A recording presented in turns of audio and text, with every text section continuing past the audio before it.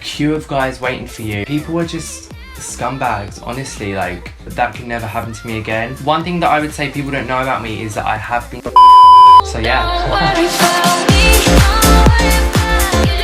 Hey guys, it's Joe, welcome back, welcome to my channel. So today's video is going to be a video I've never actually done before on my channel, and I thought it'd be quite interesting for you guys. Basically exposing myself, and I guess things that you guys don't know about me or things that have happened. I thought this would be quite interesting for you guys because I really don't open up that much about my personal life and like kind of like the behind the scenes of everything you see on here and on my social media. I just hope you guys get to know me on a lot more personal level after you watch this and you enjoy the video. So if you guys do, give it a thumbs up so I know, hit the subscribe button and make sure you have the bell notification clicked so you get notified for when I post. Follow my socials and let's get into it. So the first thing I'm going to talk about is I used to do like karate when I was younger. When I tell people this, they get really shocked and they're like, oh my god. And I got to brown belt 2 stripes. I have so many medals underneath my bed stored away. But I used to be really into karate. I would go like 2-3 times a week and I would learn katas and, you know, do fighting. And I always used to like not want to fight because I wouldn't want to hurt someone like that. It's for a competition, you know, it's for a medal. But I would just feel really bad like actually hurting someone. So I would never really go to my full potential and like fight someone. I would do it, but I would hate to do it. 1 away from black. To get black belt, you have to fight for I think half an hour against other black belts. There's like paramedics on standby because people get like really like hurt, but like that just wasn't really appealing for me. And then I moved house, so yeah, I didn't continue, which is very sad. So I used to be in a football team, and there's a really cringe photo of me online that I've reported so many times and asked to get taken down, and it just won't, and it's just awful, guys. It's when I used to have my hair cut like Justin Bieber back in the day, and that's another thing to talk about. But yeah, I used to be in a football team and I used to be very sporty. Like I would play so many sports: rugby, hockey, football, like athletics, everything. Not very sporty now. Like I go to the gym and stuff, but that kind of went as I got into secondary school, just because like people like would be mean, so I just wouldn't want to like do sports, and that kind of knocked my confidence down in sports. Like I wouldn't want to like try, and then I don't know, people laugh. There's like a whole stems of like I think anxiety and stuff that I just don't like to do now, just because of like I just hate sport now. I mean, I like the gym. I used to have a Justin Bieber like old hairstyle where it was like across my forehead, and my hair was brown. And if I can find a picture, I'll put it up on the screen now. Oh my god, so embarrassing. Like I could not imagine myself with that hair now. I just joined TikTok, so if you go over to my TikTok, I put my hair like that because I was doing like a Kris Jenner TikTok, so I put it on the screen now. But yeah, I used to have my hair like Justin Bieber, all flicked down. I also have like a, not OCD, but like a label problem. So on all my t-shirts, anything I wear, I have to cut the label off at the back. Like I have to, I can't wear a t-shirt, and that's same with underwear. It irritates me so much, like you don't understand, it cringes me out so much, and I don't know how people do it. If you have a label at the back of your top, how do you do it? Like, the next one is like to do about me. So I'm actually a very like nervous, anxious person. Like I don't think people realise this, but when I like meet new people, I'm obviously like, I mean I can talk to people. Normally I'm just super nervous, and I don't know, there must be some deep-rooted issue about that, but once I settle in and like get comfortable, then I feel like I'm super fine. But sometimes I always worry if people think I'm rude at first, and it's not because I'm being rude, it's because normally like I'm nervous and it just takes me a bit to like get comfortable in a situation, then I can like properly be myself and like chill. But it's actually crazy what nerves can do for you. Like they make you into such like a different person, and they can make you feel physically ill, which is crazy. And I also hate public speaking. Honestly, I couldn't think of anything worse. Like that is probably one of my biggest fears, public speaking.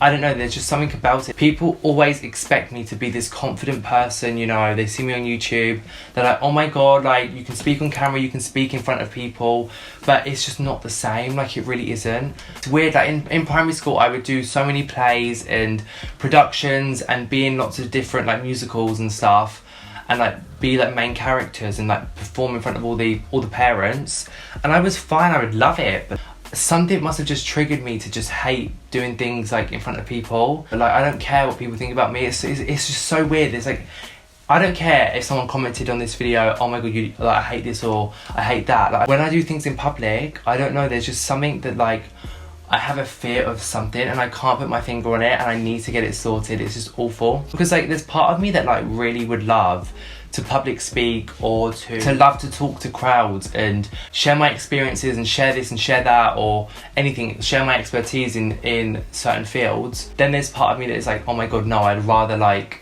miss the opportunity than to put myself in such an uncomfortable situation.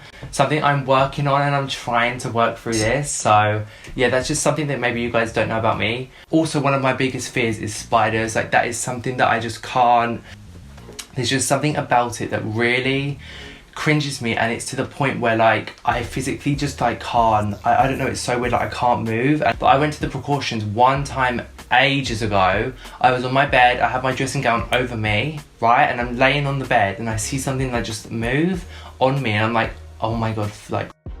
So I threw my dressing gown off and I ran out of my room screaming, and I knew it was a spider. It was a massive, like massive house spider that was obviously in my dressing gown. Scarred me for so long that I have plugins in my room now that send out like a frequency to like insects and spiders to like basically f off. So yeah, I just can't like that can never happen to me again, and touch wood, it won't.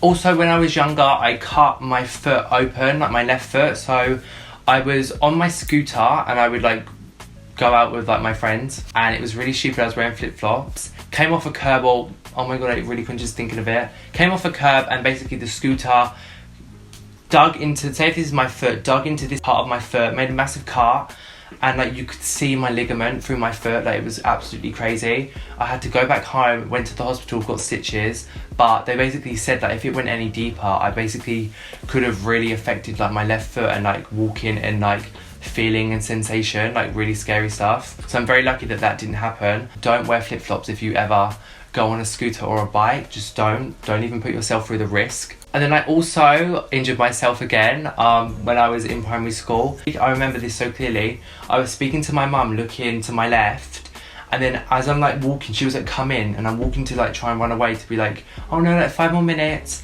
like to go into my friend's house, and I'm on her drive.